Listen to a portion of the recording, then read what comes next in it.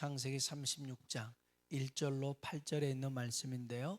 창세기 36장 1절로 8절 한 절씩 서로 교독하겠습니다. 제가 먼저 1절 읽겠습니다. 에서 곧 에돔의 족보는 이러하니라.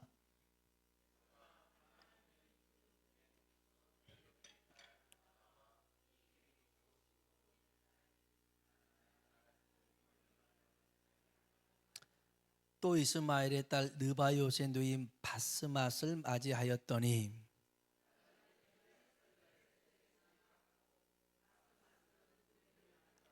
오홀리바마는 여우스와 얄람과 고랄 낳았으니 이들은 에서의 아들들이요 가나안 땅에서 그에게 태어난 자들이더라.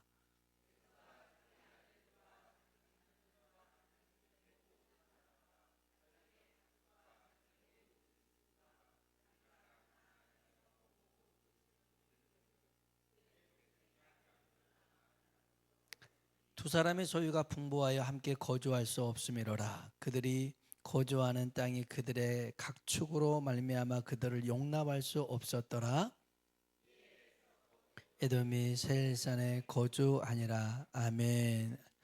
옆 사람 보고 한번 인사합시다. 하나님의 은혜가 당신에게 임하기를 원합니다. 한 번 더 하나님이 당신에게 복 주시기를 원합니다. 갑자기 다리가 심하게 아픈 할머니가 병원을 갔어요.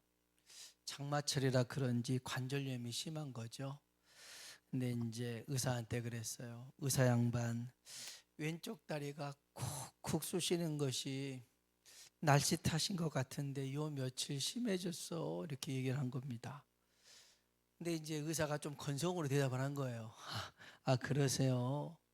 아니 혹시 무슨 큰 병 아니냐 했더니 아유 그냥 할머니 걱정 안 하셔도 돼요. 나이 들면 다 그런 증상이 오는 거예요. 그런 거예요. 이 할머니가 속상하셔가지고 의사 양반 안 아픈 오른쪽 다리도 나이가 동갑이요. 걔는 안 아파? 그러면서 잘 좀 봐봐 그런 거예요.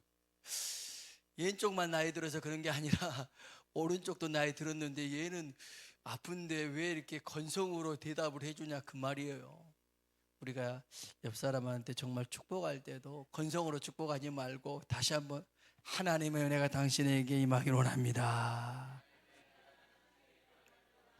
한 번 더 하나님이 당신에게 복 주시기를 원합니다. 아멘, 아멘. 우리의 그 고백대로 되어질 줄로 믿습니다. 이 창세기 36장은 에서와 그의 자녀 후손에 관한 얘기입니다. 에서는 이삭의 장자로 태어났죠. 그럼에도 아브람과 이삭에게 약속했던 그 하나님의 언약이 에서에게 이어가질 못했어요. 에서는 장자이기 때문에 당연히 주어질 권리라고 생각을 했는데 하나님의 언약은 당연하게 주어진 게 아니라는 것을 에서를 통해서 보여주고 있어요. 여러분, 축복의 자리에 있는 것보다 중요한 것은 축복을 받을 수 있는 그릇이 되어야 되더라는 거예요. 아멘. 하나님의 은혜를 귀히 여기고 사모하는 그 사람에게 하나님께서 채우시고 역사하실 줄로 믿습니다. 에서의 쌍둥이 동생 야곱은 이런 사람이었어요. 축복의 자리에서 멀리 있었지만 은혜를 사모하는 마음이 컸기 때문에 하나님의 은혜와 축복이 야곱에게 흘러가더라는 것입니다. 이 얘기는 하나님의 궤가 레위 사람 아비나답의 집에서 20년간 있었는데요. 그 아비나답의 집이 복을 받았다, 그가 복을 받았다라는 내용은 없습니다. 그런데 이 궤가, 하나님의 언약궤가 가드 사람, 가나안 사람 오벳 에돔의 집에 석 달이 있었는데요. 하나님이 그와 그 집에 복을 주셨다, 이런 말씀이 있어요. 성경 한번 봅시다. 사무엘하 6장 11절입니다. 읽어봅시다. 여호와의 개가 가드 사람 오벳에돔의 집에 석 달을 있었는데 여호와께서 오벳에돔과 그의 온 집에 복을 주시니라. 아멘. 20년 믿는 신앙보다 석 달 먹는 신앙이 더 뜨겁고 간절해서, 그래서 이 오벳에돔에게 복을 주실 수 있더라는 거죠. 우리가요, 하나님의 은혜를 사모하고 하나님의 축복을 사모하면서 그 복을 누릴 수 있길 주의 이름으로 축복합니다. 가만히 되는 건 아니에요. 사모해야 채워주시는 겁니다. 창세기 36장에 보면요, 에서가 멋진 형님으로 등장을 합니다. 이 모습은 마치 아브라함이 조카 롯하고 이제 그 땅 문제로 먹일 그 짐승의 가축 풀을 이런 것들로 인해서 언쟁이 일어나잖아요. 그래서 조카 롯에게 먼저 양보하듯이 에서도 야곱에게 그러한 모습을 보입니다. 같이 소유가 많았거든요. 그러니까 자잘한 분쟁들이 발생했어요. 그때 에서가 야곱에게 편안하고 좋은 자리를 양보하고 자기는 세일산 산으로 올라가서 거기서 지냅니다. 한번 성경 봅시다. 36장 6절로 8절에 있는 말씀입니다. 같이 한번 천천히 읽어볼까요? 에서가 자기 자녀들과 자기 집의 모든 사람과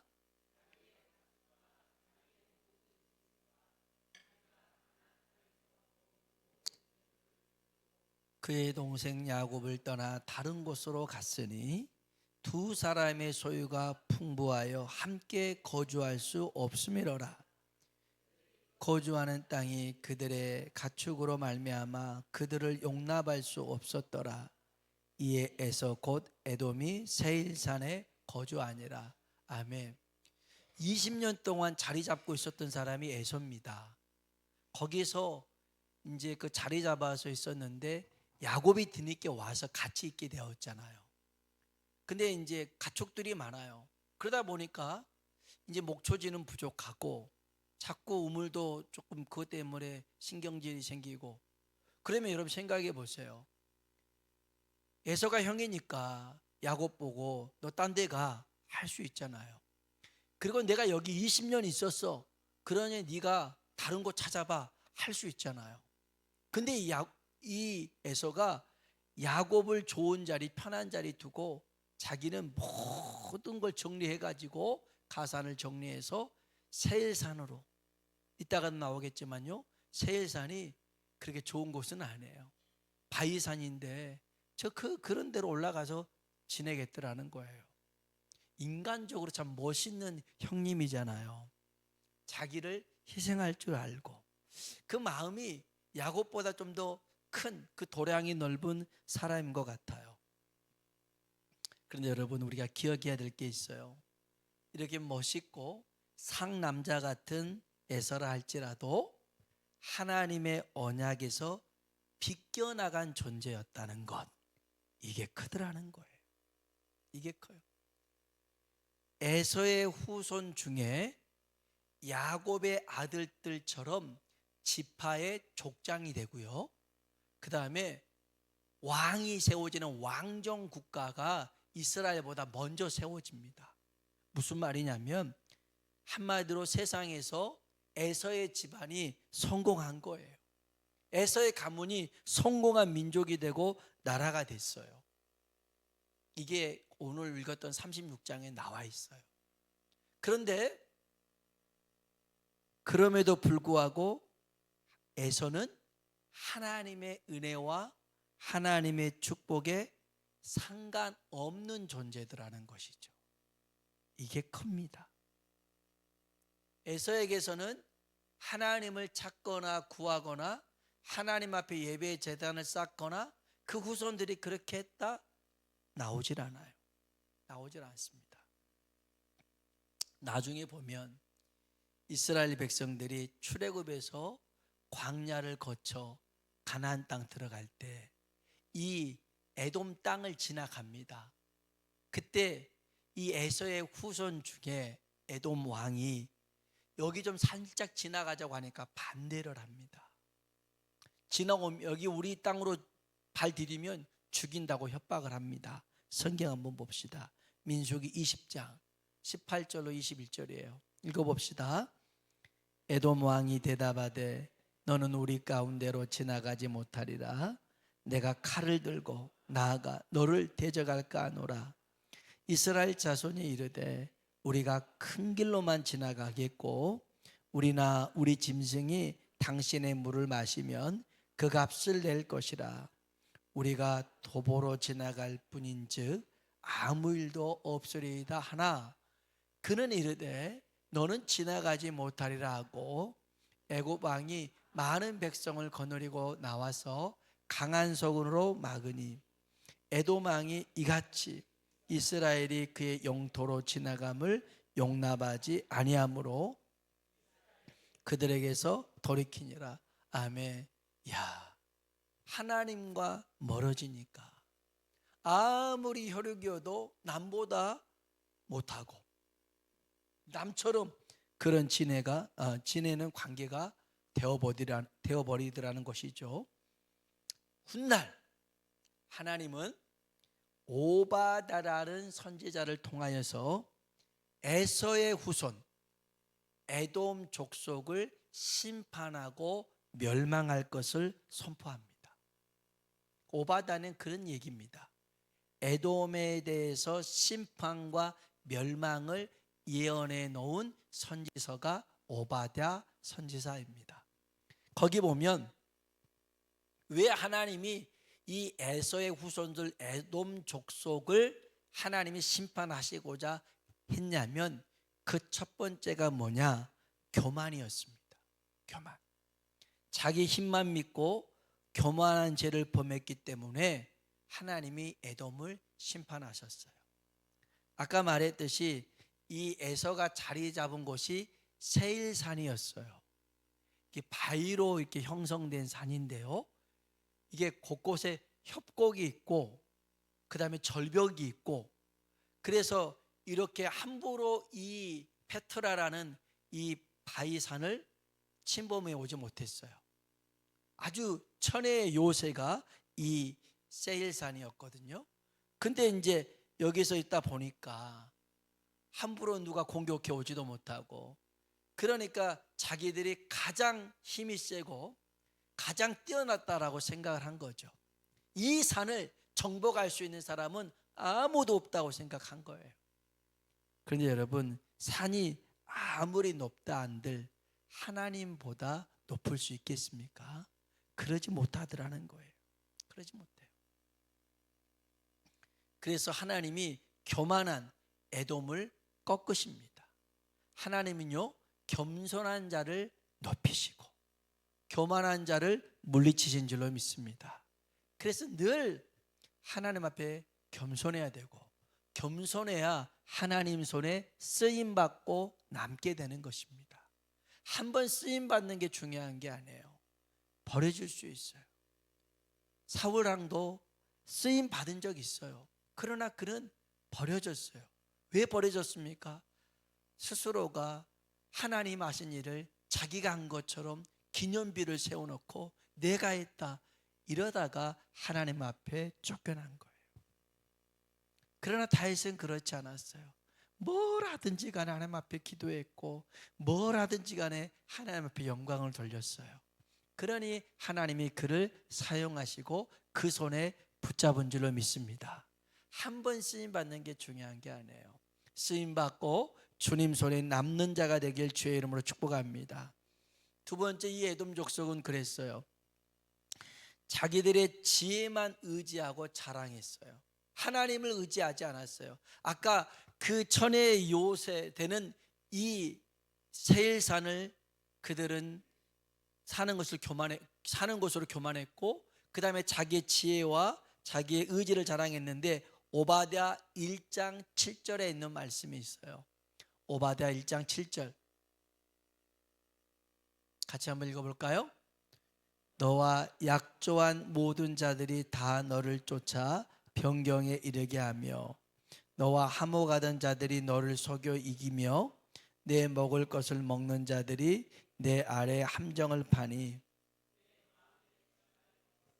아멘, 아멘. 스스로 똑똑한 척 하면서요, 다 했는데 결국에는 헛다리를, 헛똑똑이가 되더라는 거예요.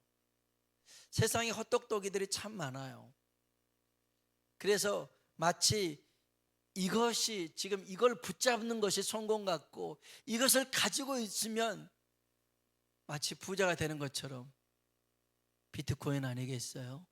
요즘 비트코인이 9만 달러가 넘어가는, 하나가 1억 3천만 원인가 그런가 봐요. 감사해요. 나 이런 반응이 너무 좋아. 그게 무슨 말인지 전혀 모르는. 맞아요. 우리가 상관없는 얘기처럼 그렇게 그렇게 보시면 돼요.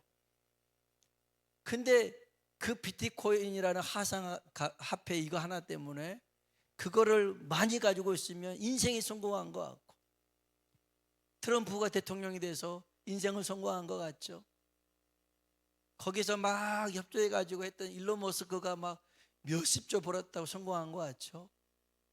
인생이 이 땅이 전부라면 맞아요, 성공한 것 같아요. 그러나 성경이 말하는 게 뭡니까? 이 땅의 삶은 잠시 잠깐이라는 거예요. 영원한 삶이 있더라는 거예요. 그거를 계산하지 않고 살아가는 사람이 미련한 사람이라는 거예요. 미련한 사람이. 제 아무리 자신이 똑똑하고 뛰어나다고 해도요, 하나님의 지혜를 감당할 수가 없죠. 고린도전서 1장 25절에는 이런 말씀이 있어요. 같이 한번 읽어봅시다. 하나님의 어리석음이 사람보다 지혜롭고 하나님의 약하심이 사람보다 강하니라. 아멘, 아멘. 하나님의 어리석음이 사람보다 지혜롭고 하나님의 약하심이 사람보다 강하니라. 하나님의 어리석음이 뭡니까?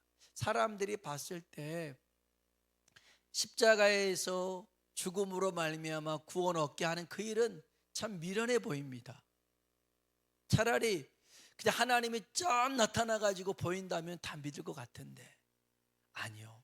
하나님은 십자가에서 죽은 예수 그리스도를 통해서 또 이 복음을 전하는 전도에 미련하는 것을 통하여서 하나님은 구원의 역사를 계속 이루어 가신 줄로 믿습니다.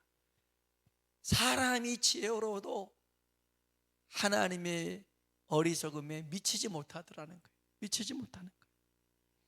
그래서 에돔에게 하는 말이 뭐냐면, 네 가진 것을, 네 지혜를 의지하지 말고 하나님을 의지하며 살아라. 안 하는 거예요. 안 하는 거예요. 끝까지 자기를 의지하면서 자기 방법대로 나가다 보니까 결국은 그런 어려움에 처하고 없어지는 거예요. 세 번째가 제일 커요. 아까는 교만했고 자기 가진 걸 의지했고, 세 번째, 이 이유 때문에 하나님이 에돔을 그냥 지면에서 그냥 쓸어버리시는데, 그게 뭐냐면 형제가 어려움을 당할 때 도와주지도 않을 뿐만 아니라 어려움 당할 때 아이고 잘됐다, 아이고 잘됐다, 거기서 박수 치면서 기뻐해요. 뿐만 아니라 그 어려움 당할 때 거기 가서 그 이스라엘의 그 물건들을 막 노략질해 갑니다. 성경 한번 봅시다. 오바댜 1장 12절입니다. 볼까요? 내가 형제의 날 곧 그 재앙의 날에 방관할 것이 아니며 유다 자손이 패망하는 날에 기뻐할 것이 아니며 그 고난의 날에 내가 입을 크게 벌릴 것이 아니며. 아멘. 곧 형제의 날, 유다가 그 재앙의 날에 있을 때 방관하지 말았어야 된다. 유다 백성, 이스라엘 백성이 패망할 때 잘됐다고 박수 칠 게 아니라 도와줬어야 되더라는 거예요. 실제로 바벨론 왕이 유다를 멸망시킬 때 에돔 사람들은요 박수를 쳤어요. 잘됐다, 속 시원하다, 아주 그냥 다 싸그리 다 없어졌으면 좋겠다 그랬어요. 그리고 그걸 다 끌고 갔는데 에돔이 자기 병력들 데리고 와서 또 거기 남아있는 것들 다 훔쳐갔어요. 노략질해 갔어요. 아주 나쁘죠. 제가 얼마 전에 그런 영상을 봤어요. 삼풍백화점이 무너졌으니까 한 95년, 20년, 30년 전쯤이겠네요. 삼풍백화점 무너졌을 때 얼마나 많은 사람이 죽고 그 구조하려고 애를 썼잖아요. 근데 그 중간에 어떤 영상이 봤냐면 한 아줌마가 그 잿더미 속에 들어가가지고 옷가지를 막 챙겨가지고 비싼 옷이라고 챙겨가지고 막 가니까 옆에서 구조하고 있는 사람이 얼마나 속상한지 그 모습이 그냥 등짝을 팍 때리는데도 그 옷 챙겨가지고 도망을 가더라고요. 남들은 죽어가고 있는데 그거랑 상관없이 그 옷까지 챙겨가고 있으니 얼마나 얄밉습니까? 지금 에돔이 그거 있는 거예요. 지금 바벨론에 잡혀서 끌려갈 때 가가지고 내 형제니까 에서와 야곱은 형제 아닙니까? 그런 뺏어 데리고 와야 되는데 잘 됐다고 박수를 치고 그 다음에 거기에 있는 것들을 훔쳐가고 그러면 되겠어요? 하나님이 이 일이 정말 두고두고 하나님 앞에 그냥 넘어갈 수 없는 일이 되어서 여기 한번 오바댜 1장 10절 보세요. 오바댜 1장 10절 읽어봅시다. 내가 내 형제 야곱에게 행한 포악으로 말미암아 부끄러움을 당하고 영원히 멸절되리라. 아멘. 형제의 아픔을 그냥 방관하고 그거 잘 됐다고 고소해야 하고 그러면서 뒤로 가서 몰래 괴롭히고 이런 것들 하나님이 용납하지 않더라는 거예요. 그래서 영원히 멸절하는데 우리 마지막으로 1장 15절 오바댜 1장 15절 읽어봅시다. 읽어볼까요?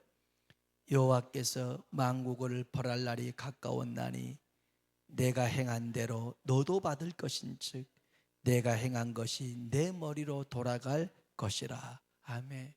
네가 하던 그대로 너도 당할 거라는 거예요. 심는 대로 거두겠더라는 거예요. 여러분, 그래서요 주님이 우리에게 가르쳐 준 황금률이 있어요. 그것이 뭐냐면 너희가 도움을 받고자 한다면, 너희가 선을 힘입고자 한다면 선을 행하는 자가 되라. 도와주는 자가 되라. 그러면 그대로 받게 되겠다는 거예요. 사랑하는 성도 여러분, 오늘 하나님께서 우리를 부르신 것은 우리 혼자서 잘 먹고 잘 살라고 부른 게 아니고 우리 주변을 돌아보라고. 그래서 혹여 이렇게 힘들고 아파하는 형제가 있다면 가서 손잡아주고 위로해 주라고.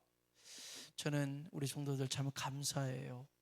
감사한 게 같이 우리 성도들의 아픈 문제를 가지고 늘 기도해요. 구역장 모임을 가질 때마다 구역장들이 본인 기도하는 거 별로 없어요.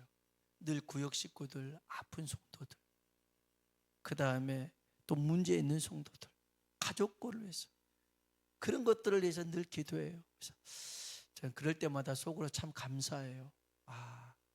이렇게 구역장들이 서로 그 구역 식구들을 위해서 그 아픔을 위해서 기도하고 있구나.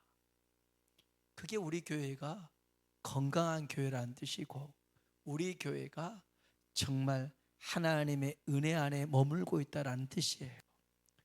우리가 하나님과 멀리 떨어진 사람이 아니라 하나님과 가까이 할 수 있길 주의 이름으로 축복합니다. 하나님 떠난 성공은 성공이 아닙니다. 하나님과 함께 있어야 그게 성공이고 그게 형통입니다. 에서와 그 에돔 족속이 돼서는 안 되고요. 야곱처럼 축복의 자리에만 있는 게 아니라 그 축복의 자리를 사모해서 그 자리를 내 것으로 삼을 수 있는 그런 은혜의 사람 되길 주님의 이름으로 축원합니다.